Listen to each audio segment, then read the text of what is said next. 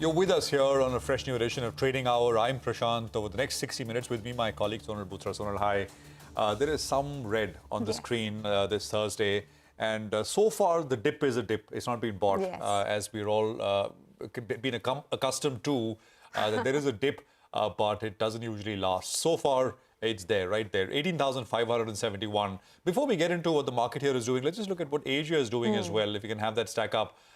So, you know, Hong Kong, Korea, Taiwan, these markets are down as well. Taiwan is flat. You got the Hang Seng market, which is down 1.4, 1.5, and maybe a few others perhaps will make that point as well. In any case, the relative outperformance here, I think requires on down days the market perhaps here selling off a little bit more relative to other markets as well.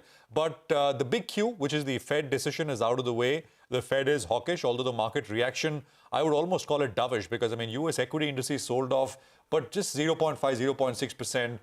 Yields were flat pre and post FOMC, and you had the dollar, which actually was down on the day. That is massive, right?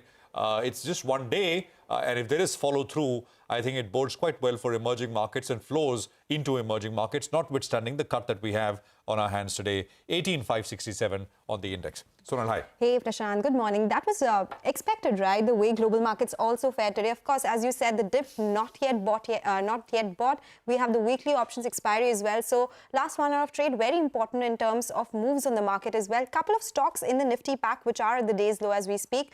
It's Dr. Reddy's, which is down 1%. HUL is the other one, which is also declining in trade today. And HDFC, that's a heavyweight on the index. So that stock too is at the day's low. So these pockets which are not doing so well, even the headline is indicating that, yes, there is some pressure. Broader markets, though, they are doing well, continue to do well. Yesterday as well, the mid-cap index was the one which was outperforming. Today as well, it's the only index in the green, 30 points higher, not major gains, but still, it is maintaining those particular levels as well. But of course, as I said, we have a lot of stocks in focus, pockets which are doing well or not doing well on the back of news flow. So let's begin with focusing on some stocks in news this hour. Sapphire Foods is higher in trade today. Nimesh is here to tell us what's happening here. Nimesh? Hi, Sonal. So, and as expected, a large block, nearly 11% equity did change hands. The block happened in the block window, which suggests that it was well bid. We know the sellers since last evening that, you know, Sapphire Mauritius sold, Goldman Sachs AMC sold a large chunk, and QSR, which is Samara Capital, they sold a small chunk. So the three large investors sold out nearly 11%. In terms of buyers, I understand it was well bid, and from both FIs and DI. So a couple of large FIs have bought into this block deal, and some domestic funds have also participated. So the disclosures will be important towards the end or maybe post markets today. A large part of the supply is out of the way now, but still Samara Capital holds a large chunk. So there is a 90-day lockup for all the other investors except for QSR, and they can sell further. But for now, large part of the supply is over, and the fact that some big funds have bought into, there is a bit of support to the stock as well. And as I said, you know, the block happened in the block window, so there was strong demand from global investors. Anyways, thanks very much for that. Now, VRL Logistics is the other one which is on our radar following yesterday's block deal. Vivek is here with details here. Vivek, over to you. Well, that's right. So VRL Logistics in yesterday's trading session actually saw a very large block deal happen. Almost 5.42% of the total equity changed hands, and along expected lines, you know, it also in a while, right? I mean, never really had a rally, just kind of has been one way, which is down, but it's up today with volumes as well. Take a quick break here. We are back and we discuss market technicals. Jay Thakur is going to be with us with his top trading ideas and bets. That's on the other side.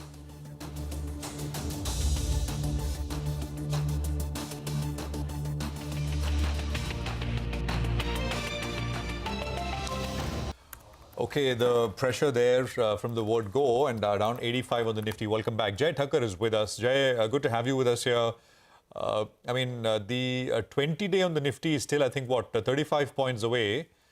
Do you think today's price action will see follow through in the days to come, or this is one of those halts, pauses, and then, I mean, the dip gets bought and the market moves higher once again? What's your bias? Hi, very good morning to you, Prashant. Prashant, will I see that, you know, Nifty on the upside definitely has a very clear resistance around the levels of 18,700, and until those levels aren't taken off, yes, you know, this might just continue. Might not turn out to be a very good or longer correction. I would say it can get into a small correction or a consolidation till 18,700 is not taken off. By that, I would say that on a downside, if at all this continues on the lower side, then I think mainly we can see the levels of 18,400 to 18,300 on the downside. I mean, that's the downside risk as of now in the short term. And 18,700 is a clear-cut resistance. As far as the Bank Nifty is concerned, Prashant, there is where the action is. I would say that clear-cut there is a good upward momentum out there, and there is no sign of reversals, and that is what is helping Nifty to in fact hold out to these levels as well. Else, it would have actually fallen to 18,400, 450 already. So I would say that banks would be helping Nifty to not fall much. The momentum out there is quite positive, and over there we see 43,500 as a reversal level. It's trading around the levels of 44,000 right now. I think till those levels are held on a closing basis, overall the trend will remain positive for the targets of almost 44,700 to 45,000 going forward. Okay, so Bank Nifty will not, will at least support markets. But as we speak, Bank Nifty is at the day's low, Jay. But keeping that aside, what are your technical picks for the day? Sure. So, since I'm bullish on Bank Nifty, for the short term, I have a buy recommendation first on Federal Bank, which is trading around the levels of 141 right now. One can buy Federal Bank targeting around 155 in the short to medium term. On the lower side, I believe that there is a good support around the levels of 137. So with that as a stop loss, one can buy Federal Bank. It has provided a breakout from a nice consolidation, a good rounding bottom pattern formed as well, and the momentum in fact have reversed in the short term as well. So that is the first buy recommendation which I have. Second buy recommendation is on Gujarat Gas.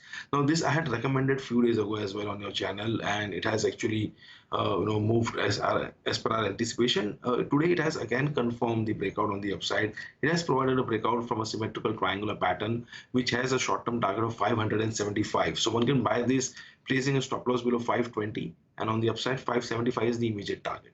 Okay, Jay, thank you so much for joining us and talking to us all about technicals of the market. By the way, Bank Nifty is seeing some pressure, so that index is down 40 points at the day's low. And some of these names, the likes of SBI, we have Kotak Mahindra Bank, IndusInd Bank, all of them are at the day's low as well. So putting some pressure on the Bank Nifty, which started in the red, but yes, seeing some incremental pressure coming in from these individual names, so to say.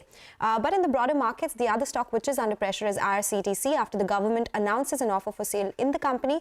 Manglam is joining us with all those details. Manglam? That's correct. So it's fears of increased supply that have taken the stock lower. But the other thing that has taken the stock lower is that the floor price of the offer made by the government for about 2.5% of its equity as the base offer for sale is 680 rupees, which is at a steep 7.5% discount to its yesterday's close price, which was above that 730 odd rupee mark. But were there to be oversubscription for this 2.5% stake that the government has offered, they do have an option to additionally offer another 2.5% as well. So that would make the overall offer about 5%. And the government owns a little over 67% stake in IRCTC. So it's fears of supply at the same time, the fact that it is at a steep discount to yesterday's closing price, which have taken the share price of IRCTC lower today. Yes, 5% lower in trade today. Manglam, thank you so much for all those details. The other stock on our radar is JB Chemicals and Pharmaceuticals, which will be acquiring Glenmark Pharmaceuticals' cardiac franchise Razel for 314 crore rupees. To discuss the rationale of this acquisition, we spoke to Nikhil Chopra, who's the Chief Executive Officer and whole-time Director at the company. And he said certain things about the EBITDA margins of the company and the synergy benefits as well. Listen in. This market is growing at low single digit rosuvastatin and combinations, and for us, with 2.5 to 3% market share in 2,500 crore market, we are looking at in next 3 to 4 years. Why don't we double our revenue? That is what is the opportunity for us. So we have taken long-term debt. I think 70-80% is being funded with the help of debt, and rest will be the cash debt we'll be generating will help us in terms of how we can fund this. We are looking at, if the initial transition phase, we are looking at to grow at a low double digit, and probably then we want to see the trajectory going from 14 to 15%. So 26, 27, we should be close to 100 crores. That should help us.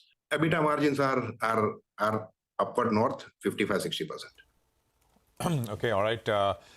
That's the management of JB Chemicals earlier with us. We'll take a quick break here, and we'll come back with more, but let's just get you some opinion that we got on global macros. This is Jahangir Aziz, top economist with JP Morgan. and his view on how he thinks, why he thinks there will be a recession in the US in 2023, but it'll be a shallow one. Listen in terms of Jahangir's views. I think the RBI has more or less shown its hand, just like every other Asian emerging market country has shown its hands, that they are, in fact, some of the emerging market Asian economies like Indonesia, in fact, stepped down even before the Fed did. So I'm sure that the RBI will follow suit and will step down. The dollar has been down and the market has essentially been saying that, look, regardless of what the Fed says, when the recession hits, the Fed will be forced to cut, right? And you heard what Chairman Powell said. I mean, that they are not even thinking about rate cuts in 2023 because they're nowhere close to even pausing or even deciding how long the pause will be. I don't think that the pace of growth is coming off at a faster pace. I think we're still looking at a recession somewhere down in 2023, and that goes into 24, but it's going to be a shallow recession.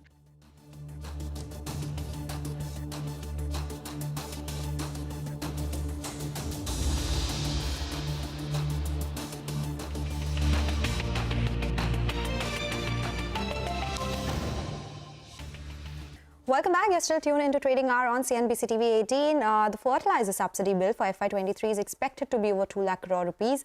Earlier this week, Prashant caught up with Fertilizer Secretary Arun Singhal to discuss a range of issues. He said prices of key fertilizers have in fact fallen, adding that nano urea is making inroads in the supply chain and more efficient than normal urea. Let's listen into what he had to say.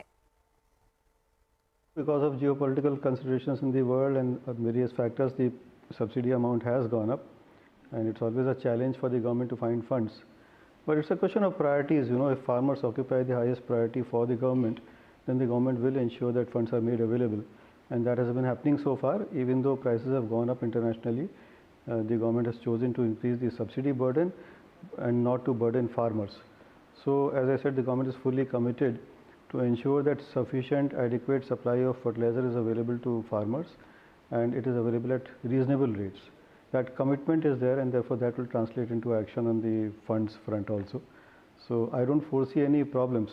If there is a further requirement funds, we will be going to Finance Ministry, and we have been assured that whatever is required would be provided. It's very difficult to give a number right now because the prices of gas will fluctuate. We don't know what the prices are going to be in January, February and March. And urea, as you know, largely depends on the prices of gas. So we don't really know how much the subsidy burden is going to be. Similarly, the prices of potash and the prices of phosphatic fertilizers also keep on changing. So it's difficult to put a number to it. So prices are coming down, and that applies to phosphoric acid, rock phosphate, everything. So we do hope next year there will be a lesser subsidy burden. And the other important thing, of course, is that we have nano urea now, which is part of the supply chain.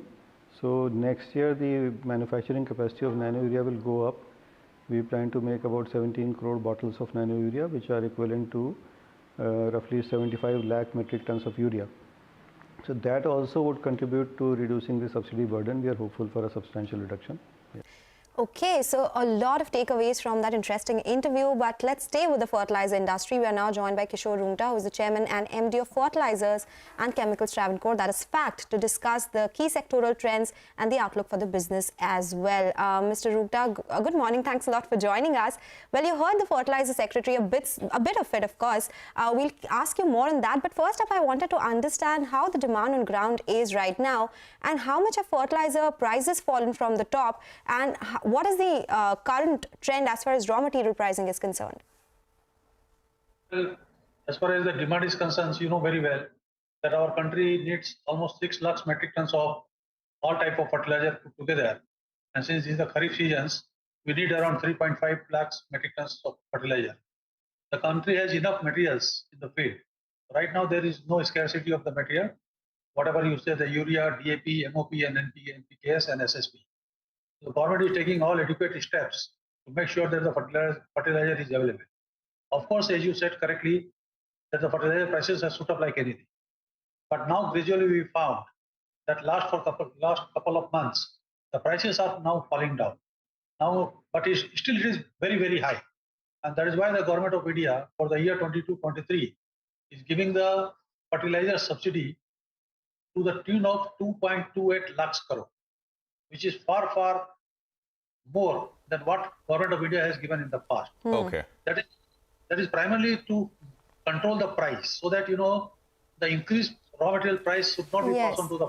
Mr. Rungta, yes, we do get that, because that is something that the fertilizer secretary also told us, that they are giving the fertilizer companies higher subsidy. But wanted to understand generally, if the demand is high, what kind of outlook in terms of growth do you have for the second half? First half was decent for you.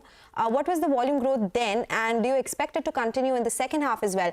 And you did say that fertilizer prices have fallen from the highs. How much have they fallen, and raw material pricing trends as well? No, see, if you see the price fallen, it is not very deep fall is not there. But the price is in the decreasing trend. When I say decreasing trends, as compared to the price which was prevailing, say, in the month of August, September, the price has come down by 10 to 15%. And now for phosphoric acid, which has gone up very drastically, very high, to $2,050 per metric ton, now it has come down to $1,500 per metric ton. And we are expecting for the first quarter of 2023, it may further fall down. So the prices are in the decreasing trend. But for the, we cannot define it percentage wise, because it keeps fluctuating. In some month it comes down, and in some month it again picks up. But by and large, we can say that the price is in the downward trend. So hopefully... Yeah, no, got that. Mr. Rungta, just a couple of points. In that interview with the fertilizer secretary, we spent a lot of time talking about this nano fertilizer.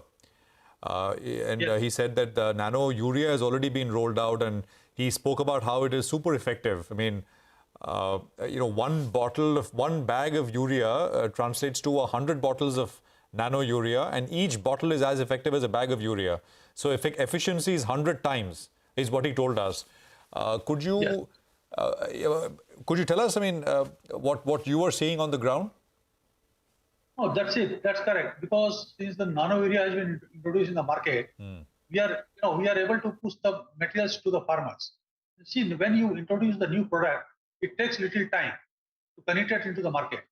So we have developed the nano urea, and now we are in the process of developing nano DAP also. Because when we say one bottle of nano urea is equivalent to one bag of urea, so it means that when I sell the nano urea, the government need not to give the subsidy, because it is a highly cost effective. So that is where government is putting an eye that if more and more nano urea is sold in the market, so much quantum of urea will be reduced, where the government is giving almost 80% subsidy. Yes. Has it already started? Quantum of subsidy on urea, has it already? Because the secretary told us that by 2020, by 24-25, about 2/3 of urea can be replaced with nano urea. That's true. Yeah. See, but as of now, is it already started? Subsidy, subsidy to be paid out to companies lower? No, as I told you, since it is a very new product, okay. It is recently, definitely it needs a lot of marketing to be done, because we have to make understand our farmers that nano urea is equally good as good as urea. So, acceptability of the nano urea may take some time, but once it is accepted. Yeah, Mr. Rungta, is it as effective though? Because I got a lot of viewers wrote in, some agricultural experts, some farmers who are on the ground, saying that, well, asking us to verify whether this efficacy of 100 times is actually true, is actually correct. Can you tell us if? Yeah, go on. See, the effectiveness of the nano urea, as I told you, one bottle of nano urea is equivalent to one bag of urea. Yeah. One bag urea consists of 45 kg. And this nano urea is 500 ml. So what we said that effectiveness will be the same, whether you put one bag of urea or whether you put one bottle of nano urea. But only the application of nano urea is little complicated, because we have to spray it through drone or by some sprayer. So that is where farmers it will take some time for the farmers to change from the eventuality what they have been doing. So they need to invest in equipment, etc., to get this going, and will. No, that also government is planning that the fertilizer company will assist the farmers. Okay. That we will provide the drone also, and we will also provide the agencies who will be doing this job for the farmers. Sorry, what is needed to spray this? You said. The nano urea, when it's a liquid form, you have to spray. Right. This cannot be applied just like that. It has to be sprayed over the field. So there, where drone will be required. Drone. You saying drone? Drone. Yes. Yes. Okay. Okay. Now, I mean this, but to achieve wider rollout, I mean, as you said, it's a little complicated, right? So you'll have to. Not complicated. See, number one, nano urea has been developed. Number two, drone manufacturing has also increased. Now, IFCO, if you see the IFCO, they are taking this responsibility that they will facilitate the farmers whenever they want to spray the nano urea in the field. But IFCO is there to assist them also. Similarly, over a period of time, all other fertilizer companies will make this help to will give this type of services to the farmers. That is the ultimate objective of the government of India. Okay, so we take that point, but of course, the execution and usage of this particular product is something that will have to be watched out for, because it is a new product, as you said, and there are some technical aspects to usage as well. Last question before we let you go, Mr. Rungta. What is the outstanding subsidy for you from the government? How much are you yet to receive, and what is the total amount expected for FY23 for your company? Yes, I will tell you, because now I found in the last 1 year and 1.5 years, government is very much prompt to release the subsidy. If you see my company, I say as far as my company is concerned, now my subsidy liability has come down. It is hardly 150 200 crore rupees outstanding as on today. If you see 3 years before or 4 years before, it used to be little higher amount. But even though subsidy amount has increased, government is making sure that working capital should not be a constraint for the fertilizer companies. And that is why regularly subsidy is being released. Okay, all right, because we did speak to some other companies like Chambal Fertilizers. They were of the opinion, yes, this time around there has been a delay because of the way gas prices are going higher. But for you, you're saying that 150 to 200 crore rupees and you're expecting to receive it very soon. Yes, yes, certainly. Government is releasing the fund very promptly. Okay, all right. Thank you, Mr. Rungta, for joining us and giving us all those details. That's the word coming in from FACT. Yes, new products being introduced in the fertilizer space, but execution is something that we'll have to watch out for. Let's do one thing, slip into a short break. Up next, the founders of Infosys meet to mark the 40th anniversary of its founding. We get your excerpts from our chat with the founders on the other side of the short break. Stay tuned.